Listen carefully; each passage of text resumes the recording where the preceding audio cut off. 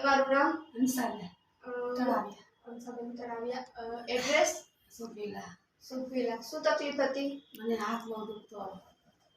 પછી પેલા એક દવાખાને મેં સાહેબને બતાવ્યું હતું તો એનાથી સારું નહોતું. 8 દિવસ મહેનત કરી પણ ન મળે. એટલે કસરત કરાવતા કે દવા લીધી હતી? મેં દવા લીધી હતી. દવા લીધી. પછી અમે અહીંયા આ સાહેબ આપ્યા પાસે આવ્યા સમી સાહેબ. તો એને એમ કીધું કે તમને 15 દિવસ રેડી કરી દઈશ. તો 15 દિવસ સાચું જ થયું, પાકું થઈ ગયું. ત્યારે તમે કસરત કરાવી હતી? કસરત કરાવી હતી. તમે કસરત કરાવી? ઓકે, કસરત કરી હતી, બરાબર.